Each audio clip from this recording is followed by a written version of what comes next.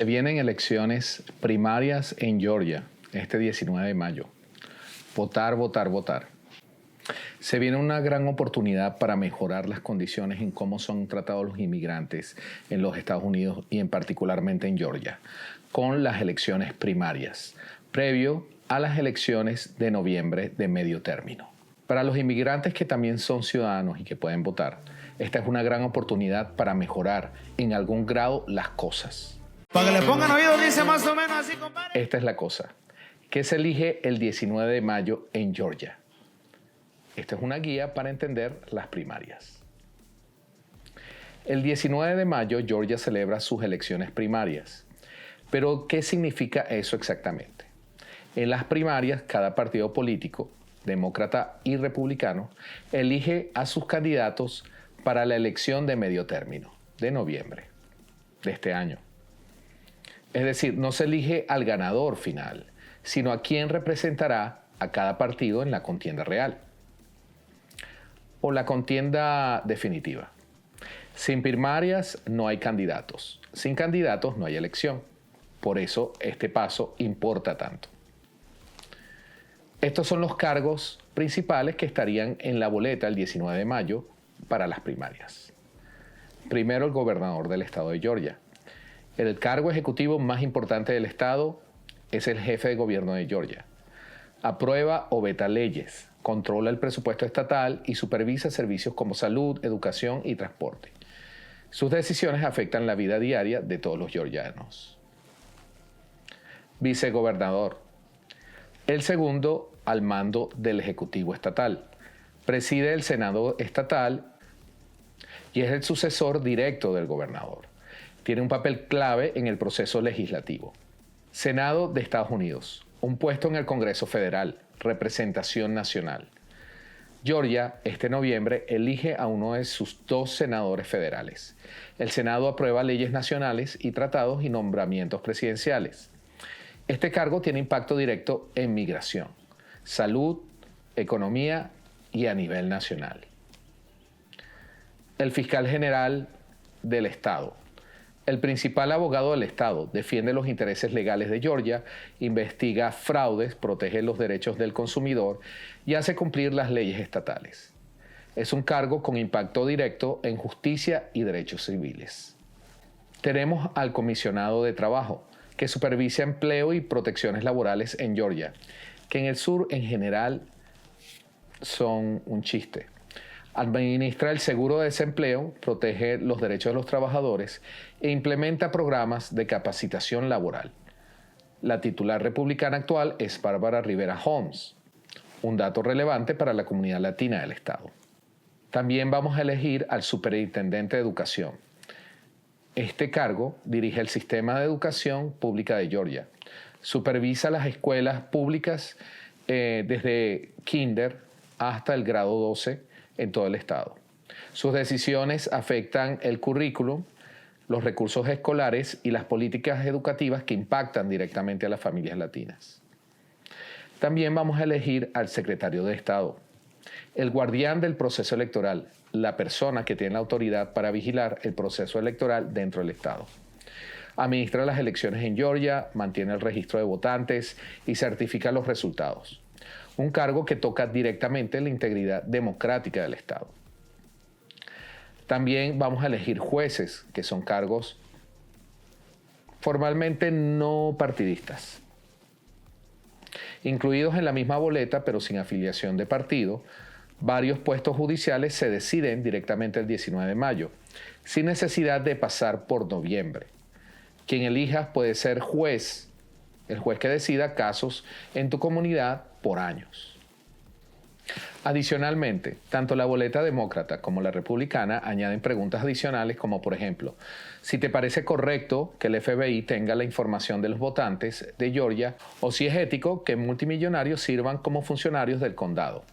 Para ver exactamente qué candidatos aparecerán en tu boleta según tu condado y dirección, visita mvppequeñap.sos.ga.gov pequeña y busca tu muestra de boleta personalizada. Al llegar a votar, deberás elegir qué tipo de boleta quieres. Si la boleta demócrata, la republicana o no partidista. Si eliges una boleta de partido, solo podrás votar en las primarias de ese partido. Si eliges la boleta no partidista, solo podrás votar en los cargos judiciales. Eso sí, en noviembre, sin importar qué boleta elegiste en mayo, podrás votar por cualquier candidato. Mientras estaba grabando este video, salió una decisión de la Corte Suprema de Justicia de echar para atrás un mapa de votación en Luisiana que fue diseñado para compensar las injusticias electorales dentro de zonas que fueron en años anteriores injustamente representadas, con menos representación, y que es pertinente a zonas donde la mayor concentración es afroamericana. Esto era una decisión que se estaba esperando por un tiempo que tomara, y saber qué tan fiel con el acta de votación o con la acta constitucional que garantiza los derechos al voto, iba la Corte Suprema a mantenerse o no. Esto es una decisión que afecta básicamente el diseño de mapas cuando tratan de incluirse a poblaciones que han sido desfavorecidas históricamente. Y en el contexto de un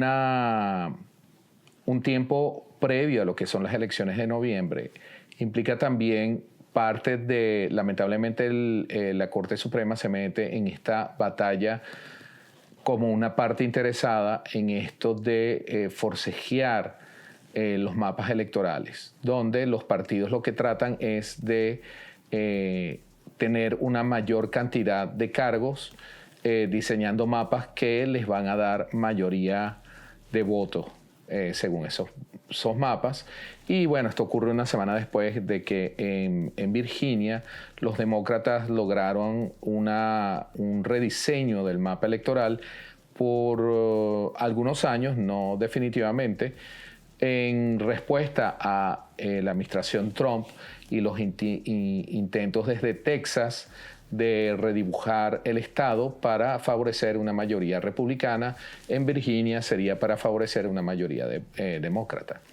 Y esto es parte de lo que los inmigrantes y los inmigrantes nacionalizados y que podemos votar, tenemos que educarnos y entender qué significan estos movimientos y estos cambios en el terreno y cómo afecta o no nuestros derechos de elegir. Ahora, un poco para seguir con el tema de las elecciones primarias de Georgia. No solamente tenemos elecciones primarias el 19 de mayo, sino que también tenemos votación anticipada, es decir, podemos elegir antes del día de la elección. La ley estatal exige que los funcionarios electorales locales permitan la votación anticipada en persona a partir del cuarto lunes antes de una primaria o una elección, y tan pronto como sea posible antes de una segunda vuelta. Eso quiere decir que desde el 21 de abril hemos podido en Georgia votar anticipadamente, y esta semana continúa ese calendario. Para las primarias del 19 de mayo, la votación anticipada comenzó el lunes 21 de abril. La votación anticipada finaliza el viernes inmediatamente anterior al día de la elección, en este caso el viernes 16 de mayo. La votación anticipada se lleva a cabo de lunes a viernes y también el segundo y tercer sábado antes del día de elección. Estos serían el sábado 3 de mayo y el sábado 10 de mayo.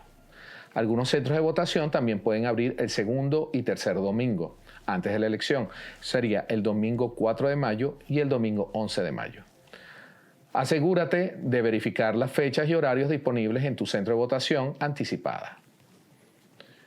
Durante la votación anticipada, las urnas suelen estar abiertas desde 9 de la mañana hasta 5 de la tarde, de lunes a viernes, y desde 9 de la mañana a 4 de la tarde los sábados. Los horarios están sujetos a cambios dependiendo del lugar. El sitio web del secretario de Estado incluye fechas claves para el ciclo electoral actual. Los funcionarios electorales locales pueden ofrecer horarios extendidos más allá del horario laboral regular, pero esto depende del condado. Ahora, tenemos que estar pendientes de cómo nuestros derechos a votar serían respetados o no violentados en este año tan importante de reafirmación de la voluntad de rechazar la administración Trump y de los intentos a través del aparato legislativo, el aparato judicial, de torcer la voluntad de lo que decidan los ciudadanos en noviembre. Y por eso traigo a colación un artículo sobre un post el fin de semana de Donald Trump en la red social Truth Social, donde le suplicaba al Congreso que vote la ley Safe America. Y donde dijo que de no aprobar esa ley sería un deseo de muerte irrecuperable para el Partido Republicano. Con un artículo de Brenton Mock del Democratic Dog, que es un medio independiente, los senadores republicanos han abandonado casi por completo la ley que reduce el voto Safe America Act. ¿Y por qué reduciría el acceso al voto? Porque la premisa principal de esta ley, de este proyecto de ley que ha tratado de impulsar Donald Trump, es que las personas puedan votar solamente presentando su pasaporte o su partida de nacimiento. Y que es la única forma de tener acceso al voto. Es decir, ya si tuvieras tu licencia y además te cambiaste el nombre durante tu vida o si, por ejemplo, eres mujer y utilizas el apellido de tu esposo y ese es el apellido que está reflejado en tus documentos de identidad, no podrías votar porque primero tendrías que votar con pasaporte o partida de nacimiento. No aprobar la ley Safe America llevará a los peores resultados para un partido político en la historia del Senado de los Estados Unidos, publicó Trump durante el fin de semana. Un deseo de muerte irrecuperable. Del mismo modo, el filibusterismo, termínenlo ahora. ¿Qué es el filibuster? Es el techo de que para que leyes sean aprobadas en el Senado necesitan una mayoría de 60 votos, algo que es muy difícil de obtener. Y la idea la propuesta de Trump es que acabe con esa restricción de aprobar leyes con los 60 votos mínimo. La ley Safe America era la principal prioridad legislativa de Trump. Esperaba que sus medidas, prueba de ciudadanía para registrarse, requisitos restrictivos de identificación con foto para votar y la eliminación total del voto por correo, ayudarían a los republicanos a ganar las elecciones de mitad de mandato y las futuras. Trump también esperaba que ayudaría a consolidar sus planes de arrebatar federalmente el control de las elecciones a la autoridad constitucional de los estados. Sí, eso es también parte de la cosa. Es como crear una instancia nacional para decidir elecciones, algo que va en contra de la estructura de Estados Unidos, que es básicamente una federación de estados. Los venezolanos y también migrantes de otras nacionalidades sabemos lo que significan este tipo de manipulaciones del sistema electoral. Es algo que a simple vista no es fácil de entender, pero los ciudadanos que vinimos a Estados Unidos y que nos hicimos ciudadanos acá y que también fuimos conscientes de las realidades políticas de nuestros países y en procesos parecidos a lo que ha sido el desmantelamiento del voto, que es algo que pasó en Venezuela, de la fuerza del voto, de representar las decisiones de las personas, estamos bastante empapados con lo que significa trucar, torcer el sistema, ¿no? Ahora, la ley Safe America no ha encontrado resonancia, ni siquiera en los aliados de Trump en el Senado. Y se ha decretado, o sea, ha perdido fuerza varias veces, ha muerto varias veces la ley, el proyecto de ley. Esa es la verdad. Ahora, pero eso no quiere decir que el espíritu o el ánimo de que algo se invente no pase adelante, como ha sido tal vez la decisión de la Corte Suprema hoy. Ahora, las esperanzas de la aprobación de esta ley se han visto frustradas por varios republicanos poco cooperativos que esta semana no estaban dispuestos a forzar el proyecto de ley mediante reconciliación, ni eliminando el umbral de los 60 votos necesarios para aprobar en el Senado, ¿no? El camino de reconciliación es básicamente para leyes presupuestarias. Hay leyes electorales muy difícil. Es muy difícil justificar eso. Ahora, según Democratic Docket, y este periodista, todavía hay una pequeña posibilidad de que sea revivida, pero el perfil cada vez es más impopular de Trump, está llevando a algunos republicanos a distanciarse de su agenda. El sitio de noticias Notus citó a varios senadores republicanos de forma anónima, expresando su cansancio con la ley Safe America. Están cansados del cántico permanente de Trump de modificar las leyes electorales. Según informes, un senador le dijo a Notus que la gente está cansada de este tema, mientras que otro senador dijo que ha llegado al punto de ser más que molesto. Eso en términos norteamericanos, inglés diplomático, tal vez signifique un profundo desprecio por el proyecto.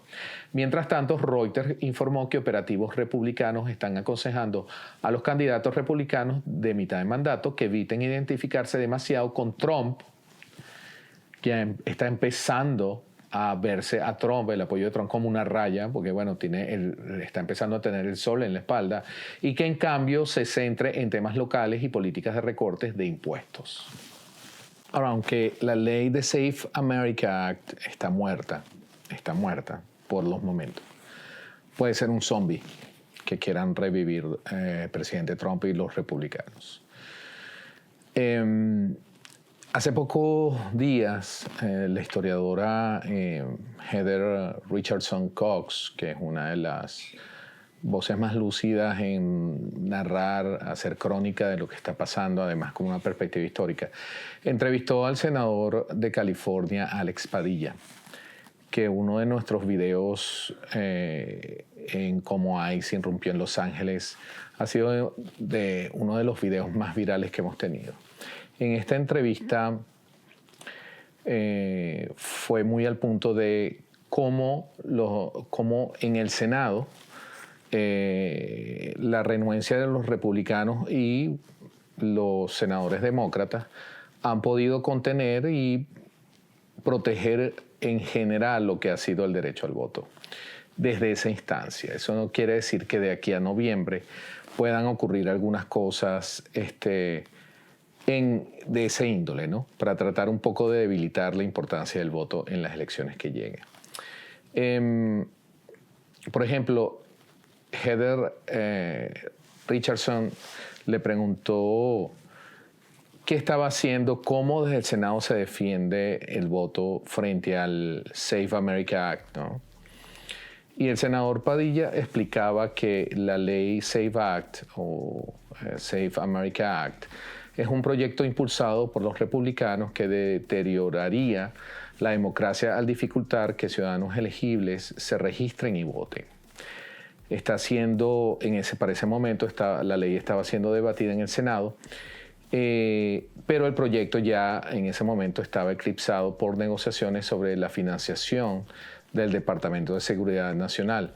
Recordemos que ha habido un shutdown de financiamiento de algunas agencias del gobierno y los demócratas lograron atrasar el financiamiento de agencias como ICE y Border Patrol por los eventos generados desde Minneapolis, en Minnesota, que fue los asesinatos de estos dos ciudadanos, René Good y Alex Perry.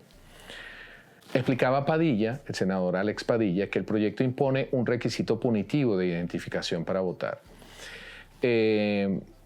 Que identificaciones estándares como la licencia de conducir no contarían, solo pasaportes y actas de nacimientos originales serían aceptadas. La mitad de los estadounidenses, de los ciudadanos estadounidenses, no tiene pasaporte y las actas de nacimiento suelen ser difíciles de localizar.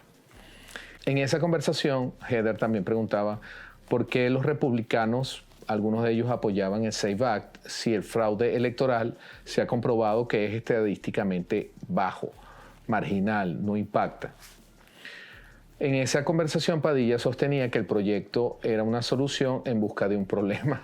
El fraude electoral es extremadamente raro y marginal y el voto de no ciudadanos ya es delito. El senador llamaba al proyecto parte de la agenda de la gran mentira de Trump y una táctica de supresión del voto, donde en general en Estados Unidos, sobre todo en los estados del sur, hay una práctica sostenida de supresión del voto. En respuesta al SAVE Act, el senador decía que no hay evidencia de fraude electoral generalizado, que el objetivo real del proyecto era cejar las elecciones haciendo más difícil votar y que Trump ha admitido que la única forma en que los republicanos puedan ganar en la próxima elección de medio término es pasando la SAVE Act. La historiadora le preguntaba a Padilla cuál era el peligroso papel del Departamento de Homeland Security en este SAVE Act. Ahí respondía Padilla que el proyecto exigía que cada estado entregue toda la información personal de los votantes al Departamento de Homeland Security para procesarla en una base de datos llamada SAFE, Systematic Alien Verification for Entitlements. Esa base de datos es inexacta y ha provocado que ciudadanos elegibles sean marcados para eliminación de los padrones electorales. Esto sí es un mecanismo bien loco que han logrado montar, donde un poco la idea del proyecto es que esta instancia a manos del Departamento de Homeland Security haga una especie de lotería y que en ese proceso de verificación de electores lo suspenda por un tiempo indefinido hasta que comprueba que pueden votar. La información que tiene esta base de datos, que ya existe, no es fiable para verificar ciudadanía. En 2 estados ya ha causado purgas erróneas de votantes elegibles, es decir, quitarle el derecho al voto a gente que tiene derecho al voto. Hasta 21 millones de estadounidenses podrían ser eliminados del padrón. ¿Quiénes serían los más afectados por la SAVE Act? El senador explicaba que las mujeres casadas que cambiaron su apellido, residentes rurales, ciudadanos naturalizados y jóvenes serían los más perjudicados. El proyecto exigía trámites presenciales en oficinas electorales, porque elimina el voto por correspondencia, que suelen estar cerradas por las noches y fines de semana. Es decir, que tendrías que perder horas de trabajo para poder arreglar tu documentación como votante. Las mujeres tendrían que presentar acta de nacimiento y certificado de matrimonio para votar. Los naturalizados corren el riesgo de purga por actualizaciones tardías en las bases de datos. Los votantes rurales enfrentarían largos desplazamientos a oficinas electorales. Parte de la conversación también incluyó la pregunta que si los republicanos pretenden con esta ley atacar solamente a votantes demócratas. Y el senador respondía que no confía en que la administración actúe de buena fe con la aprobación de esta ley, que la administración Trump ha retenido ayuda frente a desastres naturales a estados cuyos gobernadores y gobiernos son demócratas, lo que demuestra disposición a jugar con sesgos partidistas. Los republicanos probablemente calcularon que votantes serían más afectados. La administración tiene un patrón de conducta partidista. El proyecto podría usarse para inclinar elecciones a favor de los republicanos. ¿Cómo está demorando los demócratas o cómo hicieron para demorar y que no se aprobara el SAVE Act? Los demócratas usaron lo que es el filibuster, que es el umbral de los 60 votos para bloquear el proyecto. Los republicanos lo han intentado varias veces, pero los demócratas se mantienen unidos y aseguran tener siempre un senador en el piso para objetar maniobras procedimentales. El proyecto no tiene 60 votos para avanzar. Los demócratas mantienen ocupada la sesión para impedir tácticas sin objeción, es decir, que siempre están criticando una cláusula del proyecto y eso hace que el tiempo se dilate en la aprobación de la ley. Los republicanos podrían intentar eliminar el filibuster o usar reconciliación presupuestaria, pero es improbable, como ha demostrado estos días, aunque Trump todavía sueña con el SAVE Act. La historiadora Heather Richardson Cox también preguntaba cuál es la realidad diaria para combatir la SAVE Act en el Senado. Y Padilla describía lo que es una vigilancia constante. Estas tácticas serían: los republicanos hablan por horas y los demócratas deben equiparar ese tiempo y mantener siempre al menos un senador en el piso para objetar trucos parlamentarios. El Senado opera con 3 etapas de votación. 2 de ellas requieren 60 votos. Primero se aprueba de qué va a hablar, de qué se va a hablar, y después realmente que se aprueba la materia de la que se va a hablar. Los republicanos intentan acelerar el proceso cuando los demócratas están ausentes. Como no consiguen resistencia, es más fácil pasar las cosas cuando no hay gente presente. Los demócratas están organizados y preparados para cualquier maniobra parlamentaria en esa instancia. Finalmente, Padilla cree que algunos republicanos ven problemas políticos, pero carecen del coraje para hablar públicamente de sus diferencias con Trump. Los senadores que se retiran, como Thom Tillis, se han demostrado ser más francos. Muchos republicanos discrepan en privado y no están de acuerdo, arrastran los pies con este tipo de proyectos, pero no lo dicen públicamente. Los senadores que se retiran se sienten liberados para hablar con franqueza. El público merece debate honesto, no lealtad ciega al partido. Finalmente, la historiadora pregunta qué deben hacer los estadounidenses para proteger su derecho al voto. El senador insta a la ciudadanía a llamar a sus representantes y senadores para oponerse a proyectos como el SAFE Act, que ahorita está adormilado, ideas similares. Luego, prepararse para noviembre, registrándose, ayudando a otros a registrarse y haciendo un plan de voto. Esta conversación se lleva en un contexto donde Padilla y Richardson hablan de cómo a través de los años se ha debilitado la ley del derecho al voto, después la decisión de Shelby versus Holder de 2013. Después de esta decisión, a instancia de la Corte Suprema, los estados han aprobado leyes de identificación, purgas y reducción de votación anticipada. Algunas leyes aceptan permisos de armas, pero no identificaciones estudiantiles para votar. Decía Padilla, la ley de derecho al voto ya no actúa con plena eficacia. Los estados están aprobando leyes que suprimen el voto. La protección federal está debilitada y la defensa estatal es crucial. Es decir, que los ciudadanos organizados en los estados puedan defender su derecho al voto. ¿Esto a qué nos lleva? Pues a que hay que votar. Hay que votar para mejorar las cosas. Y no solamente hay que votar, hay que hacer otras cosas, hay que participar, organizarse, mejorar las condiciones en cómo los inmigrantes son tratados y vistos, sea ciudadano o no, en este país. Aquí en Esta es la Cosa estaremos haciendo cobertura del proceso electoral de primarias y también vamos a hacer cobertura del proceso electoral en noviembre. Este año es súper importante. Esta es la Cosa, está pendiente de tu derecho al voto.